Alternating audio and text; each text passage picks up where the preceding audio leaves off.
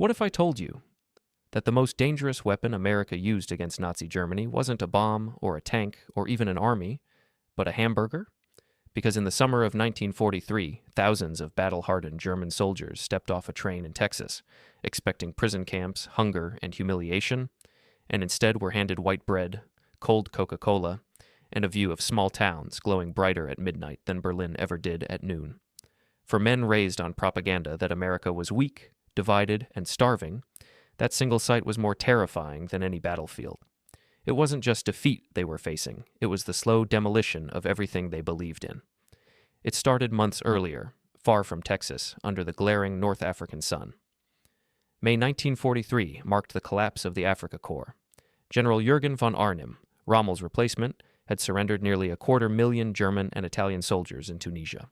Among them were some of Germany's finest, men who had driven the British to Egypt, veterans decorated with Iron Crosses, soldiers hardened by desert war. They had fought Montgomery's Eighth Army to stalemates, endured sandstorms and supply shortages, and now they were prisoners. For many, captivity in America sounded like a death sentence dressed up in rumors. German propaganda painted the United States as weak, decadent, racially divided, and collapsing under its own corruption. If America was still standing, it could only be by trickery. And yet, as these men boarded Liberty ships in Algeria, cracks already began to appear in the story they had been told. The Americans processed thousands of prisoners a day with a precision that stunned even officers. Identification cards were photographed and filed, medical checks carried out in neat, efficient lines, inoculations given on the spot, and every man had the Geneva Convention explained to him, in fluent German by officers trained for this specific task. The Wehrmacht prided itself on order, yet here it was being outmatched not in battle, but in administration. Obergefreiter Hans Moyer, captured with the 21st Panzer Division, described it later in a letter. In the cage at Oran, while we waited for the ships, the Americans fed us better than we had eaten in 6 months of desert warfare.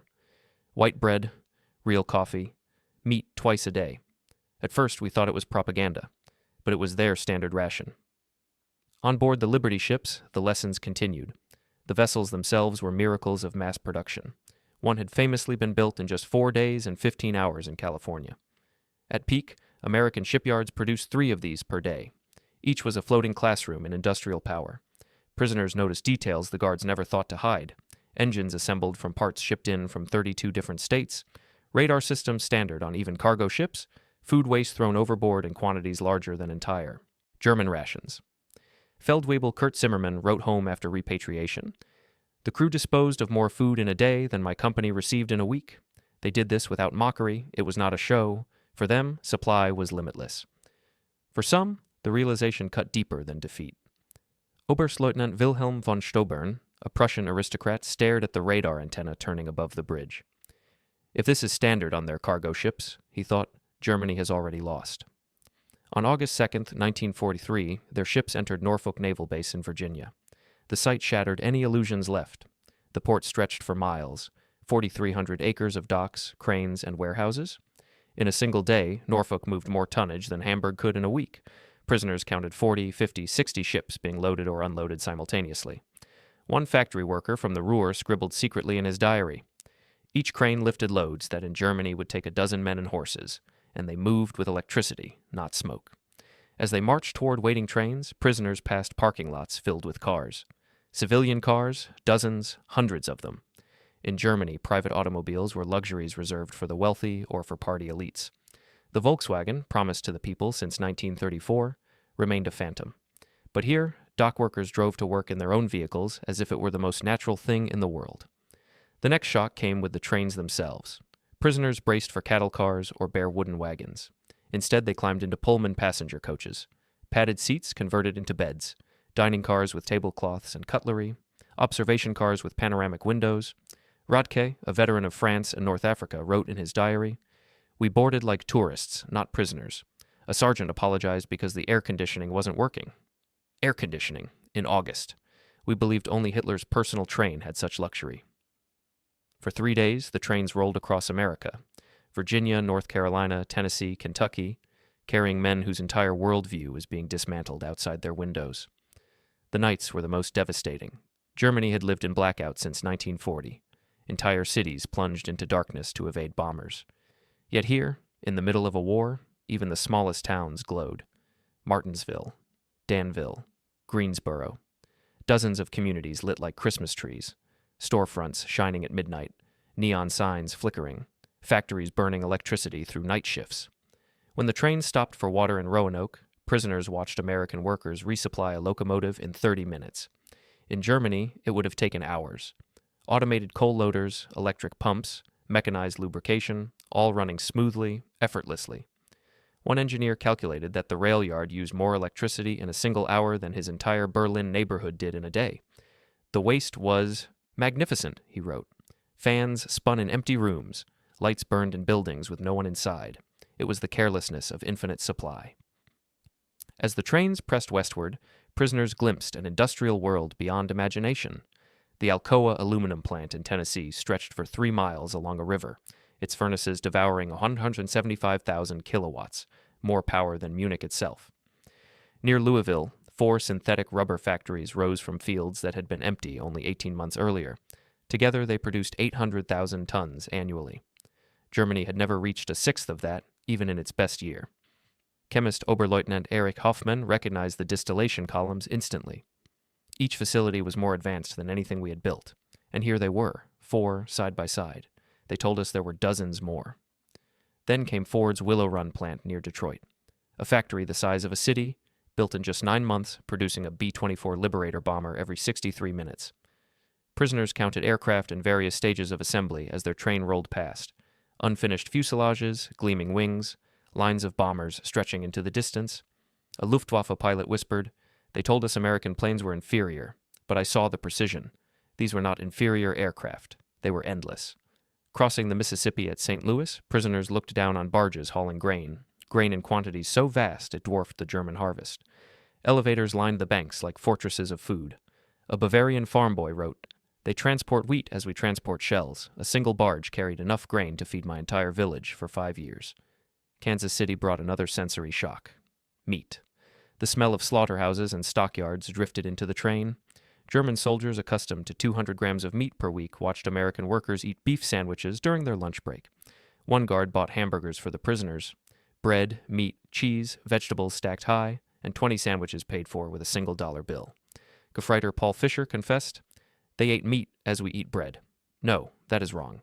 They ate meat as we wish we could eat bread." By the time the train reached Texas, the psychological cracks were deep. Camp Hearn awaited them, built in 4 months, designed to house nearly 5,000 prisoners. The barracks had electric lights, hot showers, flush toilets, and steam heating. The camp hospital stunned German doctors. X-ray machines, modern surgical equipment, stocks of pharmaceuticals unseen in Germany since 1941, and most shocking of all, penicillin, used freely, even for prisoners with minor infections. Dr. Friedrich Bauer, chief surgeon of the 164th Light Division, could hardly believe it. Back home, soldiers died for lack of sulfur drugs. Here, America gave its most advanced medicine to the enemy. In the kitchen, cooks discovered walk-in refrigerators, industrial gas ranges, automated dishwashers. Meals included fresh milk, eggs, vegetables, and meat every day. Regulations required a 10% surplus to ensure no one went hungry. The leftovers were thrown away. Feldwebel Otto Krebs, once a hotel chef in Munich, wept, "Today we discarded more food than my family has seen in 3 years. Not spoiled food, simply excess." The soldiers had stepped into captivity expecting chains and starvation. Instead, they found abundance, electricity, and dignity. What they could not yet grasp was that this was only the beginning. The real demolition of Nazi ideology would come not from bombs or battles, but from Christmas feasts, Hollywood films, and the quiet strength of ordinary American life. For men who expected chains, Camp Hearn was bewildering.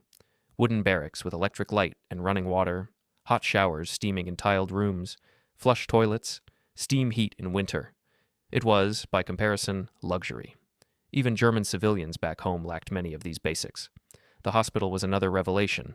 Prisoners gasped at X-ray machines, operating theaters with modern surgical tools, and stocked cabinets filled with medicines they hadn't seen since 1941. When Dr. Friedrich Bauer discovered penicillin being administered freely, even for minor infections, he could barely accept what he was seeing. In Germany, soldiers died from wounds that here were easily healed.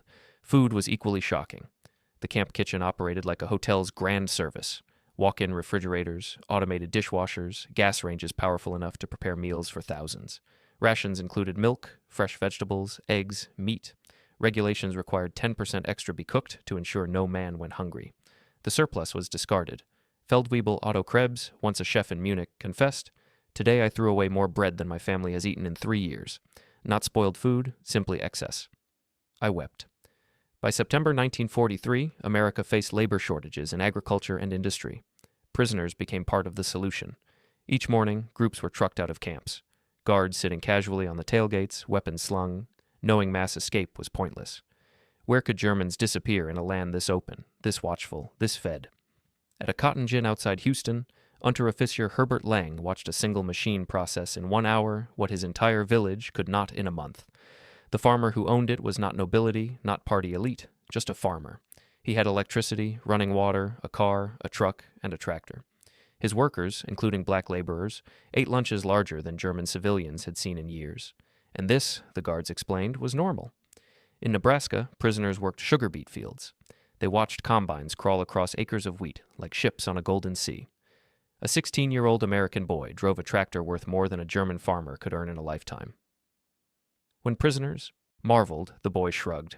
His father was waiting for a new John Deere. Gefreiter Wilhelm Hoffmann wrote, "One American farmer with machinery does the work of 100 Germans.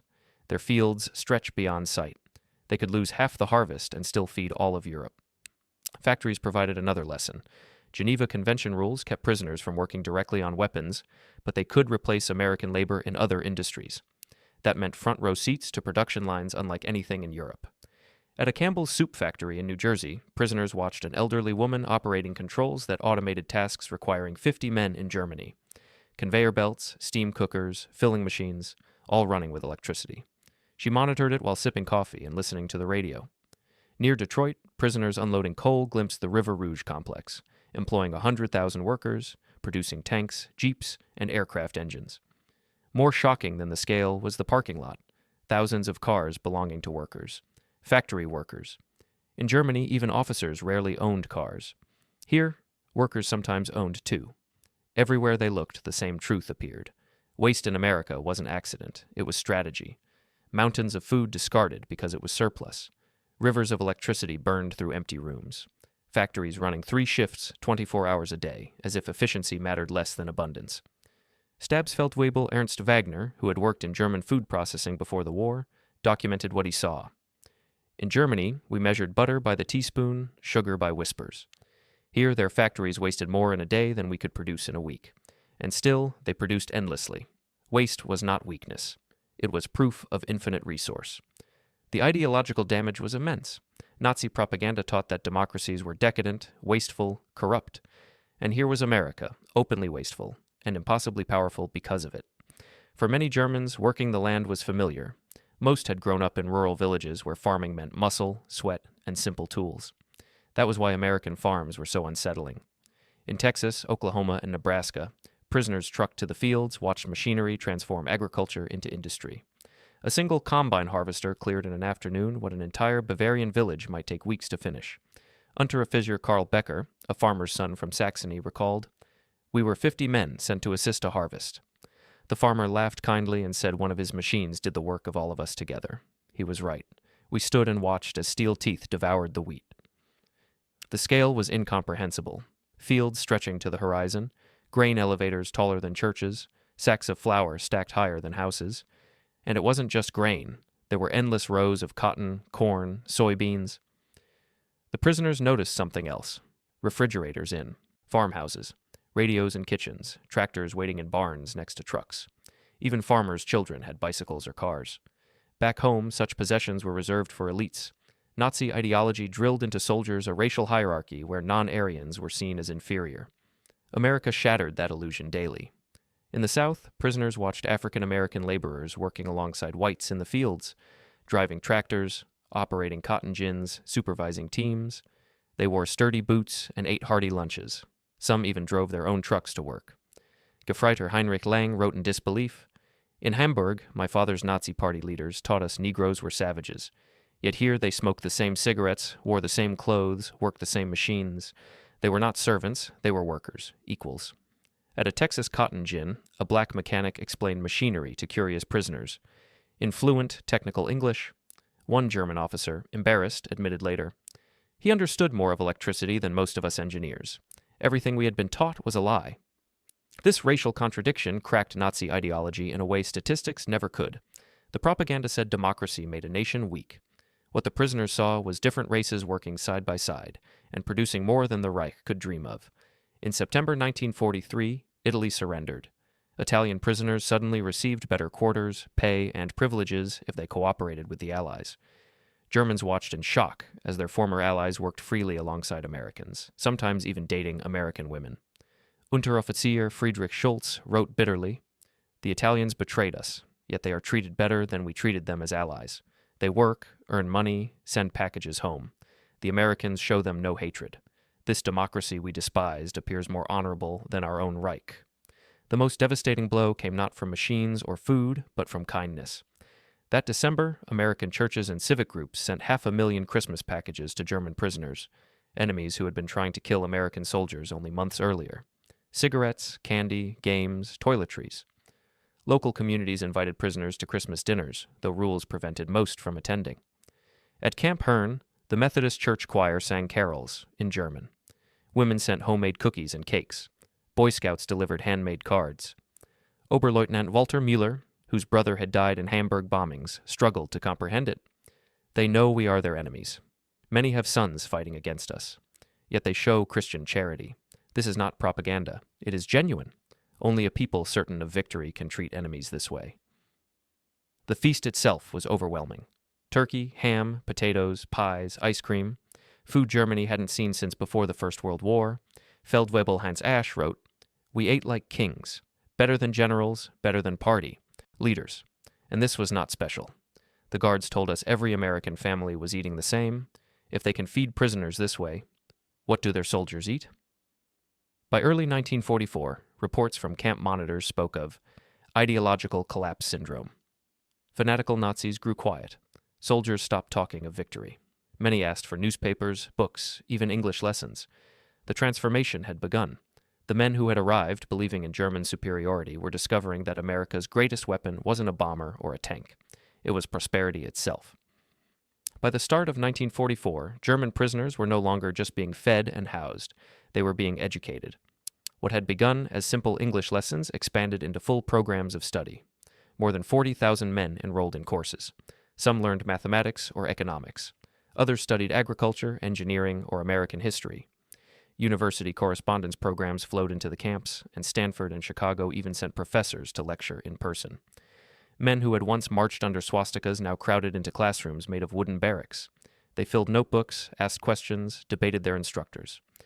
Unteroffizier Franz Weber confessed in his diary that at first he thought it was propaganda, but the professors answered every question honestly, even the uncomfortable ones. They did not hide their failures, they examined them. He wrote, "We were told democracy was weak because of disagreement. Now I see disagreement is their strength." Education did not come only from books.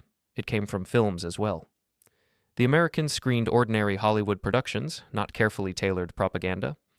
Gone with the Wind swept across camp projectors in a swirl of tragedy and loss. The Grapes of Wrath portrayed poverty and hunger in America itself. Lieutenant Joseph Kramer, writing home, said, "They show their defeats, their poverty, their own shame. Openly, even to us, their enemies. In Germany, such films would mean prison or death. Here, they applaud such honesty." For soldiers trained to worship the perfect image of the Reich, this openness was destabilizing. A nation secure enough to reveal its flaws to the world was unlike anything they had known under Hitler. Some prisoners attended lectures in physics, chemistry, or engineering. Among the lecturers were Jewish refugees who had fled Germany years earlier. Dr. Wilhelm von Braun, a physicist conscripted into the Wehrmacht, later recalled that these Jewish professors taught without bitterness. They shared knowledge freely, even with their former enemies. Their science was ahead of what the Germans had studied, and their generosity was incomprehensible to minds shaped by Nazi ideology. In makeshift laboratories, prisoners experimented with new techniques, learning methods far beyond what German universities allowed under party orthodoxy. They began to realize that America's strength was not only in machines, but in its willingness to let every mind, Jewish, immigrant, woman, black, contribute. American censors reviewed every word of prisoner mail, yet astonishing honesty slipped through. Lieutenant Hermann Gutz wrote to his family, "We were told America is a mongrel nation, weak, ruled by Jews. Every day I see the opposite. This is the most organized, unified, powerful country on earth. We were told fairy tales by criminals. Feldwebel Otto Hartmann admitted, women drive cranes, Negroes operate machines, teenagers weld. Everything our officers said was impossible in a democracy is reality here. And production never stops. 3 shifts. They build more in a week than we in a year. These letters, carried across the Atlantic, spread a quiet virus of doubt. Families back in Germany began to suspect that what they had been told was not the whole truth. On June 6, 1944, that truth roared into focus. News of the Normandy invasion reached the camps within days. Prisoners gathered in recreation halls to watch newsreels. The screens filled with images of 6,000 ships, 11,000 aircraft, and 150,000 men storming the beaches in a single wave. They saw artificial harbors floated across the channel, supply lines running like arteries into France, endless convoys of trucks and tanks rolling off ships. Unteroffizier Friedrich von Tauben wrote, "We knew then it was finished. Not only the war, but the idea of the Reich itself. We had challenged the greatest industrial power with slogans and mythology. We sent horses against trucks, rifles against endless streams of steel. Our courage met infinity and lost. The numbers erased illusions faster than any lecture. Prisoners who once whispered about German miracles now sat in stunned silence. Camp monitors noticed a striking change. By autumn 1944, the most fanatical Nazis, the ones who shouted slogans, who threatened fellow prisoners, had gone quiet. The newspapers produced inside the camps shifted tone. Once filled with patriotic bluster, they now carried essays on economics, democracy, and post-war rebuilding. Their audience no longer resisted. Many eagerly contributed. Major Paul Newland, an American intelligence officer, reported, "The prisoners no longer argue when presented with facts. They have seen too much. They may remain loyal to Germany, but no longer to victory. They speak instead of what will come after defeat." Christmas returned, and with it another test. A year earlier, the feast had shocked them. In 1944, it shattered the last defenses. Church choirs again sang German carols. American families again sent packages, cigarettes, sweets, games. But now the context was different.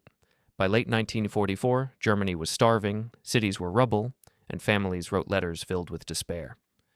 Oberleutnant Walter Müller, who had once doubted the kindness of Americans, admitted in his diary, "They know we are their enemies, yet they treat us with charity. Only a people, certain of victory, can afford such mercy. Their strength is not only in machines, but in humanity itself." For many, this realization was harder to bear than the sight of bombers or tanks. America had not only more steel, it had more forgiveness. By the end of 1944, the transformation was visible in every camp. Men who had once marched beneath swastikas now debated crop rotation, factory automation, and constitutional government. Officers taught classes on democracy using American textbooks. Some prisoners even volunteered for courses run by the Special Projects Division on rebuilding post-war Germany. They wrote essays imagining a new society. One ended with the sentence, "We learned prosperity comes from freedom, not conquest." The men who had come as warriors were becoming something else. Students, skeptics, reluctant admirers of the democracy they had been taught to despise. And yet the most devastating revelation still waited. Soon, the prisoners would be shown what their own regime had done in Europe's shadows. The destruction of belief was nearly complete, but moral collapse had not yet arrived. In the spring of 1945, the prisoners were confronted with the truth they had never expected to see. For 2 years, they had marveled at America's abundance, at its machinery, its food, its kindness. But now came something darker, a revelation that did not simply dismantle Nazi propaganda, but stripped away the last fragments of pride. The camps began to screen newsreels of the liberation of Buchenwald, Dachau, Bergen-Belsen. The first photographs arrived, skeletal figures, mass graves, children staring hollow-eyed into the cameras. At first, many refused to believe it. Some called it enemy propaganda, insisting the Americans had staged it. Yet the evidence piled higher each week. Witness accounts from liberated prisoners, letters from families in Germany confirming rumors, reports carried in neutral newspapers. Guards answered questions calmly, presenting undeniable proof. Within months, the denial crumbled. Oberfeldwebel Walter Schmidt wrote in his journal, "We thought we were warriors for a noble cause. We discovered we were tools of criminals. We believed we brought civilization to others. Instead, we had been the barbarians. The Americans we called weak and decadent showed us what civilization really meant." The shock was devastating. Soldiers who had accepted defeat on the battlefield could not easily face the moral collapse of their nation. Some broke down. A few attempted suicide. American medical staff treated them, offering counseling instead of punishment. Psychiatric care, almost unknown in the Wehrmacht, was now extended even to enemy captives. Dr. Friedrich Bauer observed with astonishment. They gave therapy to prisoners with mental breakdowns. They treated suicide attempts with compassion, not with discipline. This humanity toward enemies revealed a strength we never understood, the confidence of true power. As 1945 moved forward and Germany itself collapsed, the camps shifted focus toward preparation for repatriation. Vocational training expanded. Men learned new agricultural methods, modern mechanical skills, even basic democratic governance. They studied crop rotation and soil science. They were shown American factories and taught principles of management. Some prisoners joked bitterly that they were being trained to rebuild the very nation they had helped to destroy. Yet beneath the humor lay truth. American authorities quietly introduced them to the Marshall Plan before it was even announced publicly. Lectures explained that the Allies would not carve Germany into ruin, but rebuild it. Pamphlets outlined ideas of constitutional government. Former officers who had once barked orders now practiced parliamentary debate inside classrooms made of wood and barbed wire. For many, it was the first time they had ever been asked to think about governance as participation rather than obedience. The transformation was astonishing.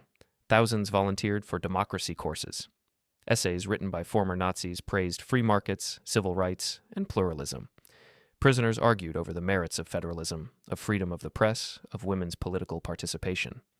Major John Leland of the Special Projects Division wrote in astonishment, "They are not only receptive, they are enthusiastic.